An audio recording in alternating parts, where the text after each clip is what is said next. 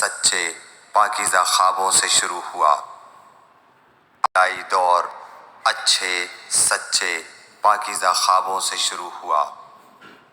آپ خواب میں جو کچھ دیکھتے وہ صبح کی روشنی کی طرح صحیح اور سچا ثابت ہوتا۔ پھر من جانب قدرت آپ تنہائی پسند ہو گئے اور آپ نے غار حرا میں خلوت نشینی اختیار فرمائی اور کئی دن اور رات وہاں مسلسل عبادت اور یاد الہی و ذکر میں مشغول رہنے لگے۔ جب تک گھر آنے کو دل نہ چاہتا توشہ ہمراہ لیے ہوئے وہاں رہتے۔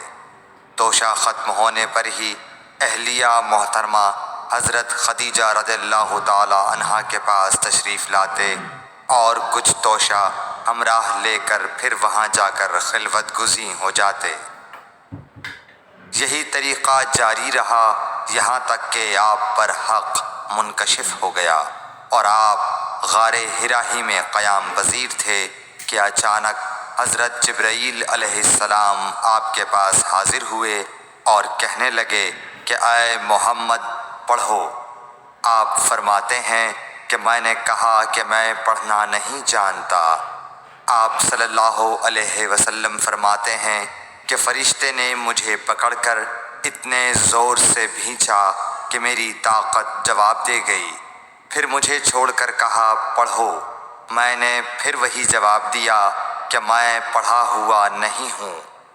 اس فرشتے نے مجھ کو نہایت ہی زور سے بھینچا کہ مجھ کو سخت تکلیف محسوس ہوئی۔ پھر اس نے کہا کہ پڑھ۔ میں نے کہا میں پڑھا ہوا نہیں ہوں۔ فرشتے نے تیسری بار مجھ کو پکڑا اور تیسری مرتبہ پھر مجھ کو بھینچا۔ پھر مجھے چھوڑ دیا اور کہنے لگا کہ پڑھو اپنے رب کے نام کی مدد سے جس نے پیدا کیا اور انسان کو خون کی پھٹکی سے بنایا۔ پڑھو اور آپ کا رب بہت ہی مہربانیاں کرنے والا ہے۔ بس یہی آیتیں آپ حضرت جبرائیل علیہ السلام سے سن کر اس حال میں غار حرا سے واپس ہوئے کہ آپ کا دل اس انوکھے واقعے سے کانپ رہا تھا۔ آپ حضرت خدیجہ کے ہاں تشریف لائے اور فرمایا کہ مجھے کمبل اوڑھا دو، مجھے کمبل اوڑھا دو۔ لوگوں نے آپ کو کمبل اوڑھا دیا۔ جب آپ کا ڈر جاتا رہا تو آپ نے اپنی زوجہ محترمہ حضرت خدیجہ رضی اللہ تعالی عنہا کو تفصیل کے ساتھ یہ واقعہ سنایا اور فرمانے لگے کہ مجھ کو اب اپنی جان کا خوف ہو گیا ہے۔ آپ کی اہلیہ محترمہ حضرت خدیجہ رضی اللہ تعالی عنہا نے آپ کی ڈھارس بندھائی اور کہا کہ آپ کا خیال صحیح نہیں ہے۔ اللہ کی قسم آپ کو اللہ کبھی رسوا نہیں کرے گا۔ آپ تو اخلاق فاضلہ کے مالک ہیں۔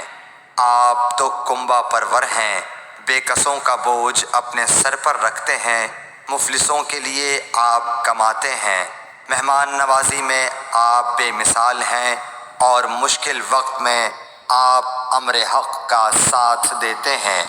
ایسے اوصاف حسنہ والا انسان یوں بے وقت ذلت و خواری کی موت نہیں پا سکتا۔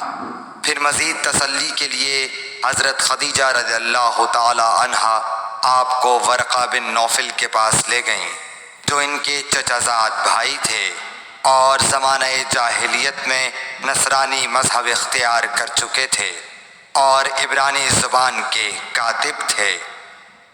چنانچہ انجیل کو بھی حسب منشائے خداوندی عبرانی زبان میں لکھا کرتے تھے۔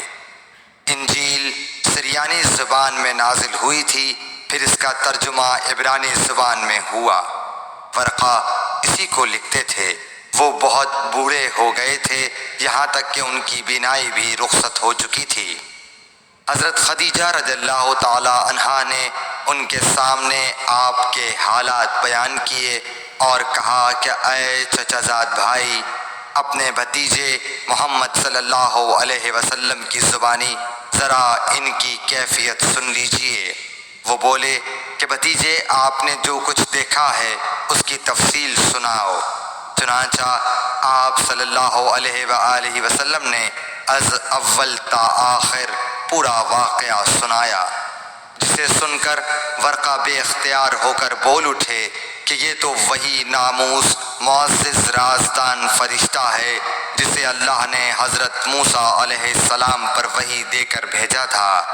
کاش میں آپ کے اس عہد نبوت کے شروع ہونے پر جوان عمر ہوتا، کاش میں اس وقت تک زندہ رہتا جب کہ آپ کی قوم آپ کو اس شہر سے نکال دے گی۔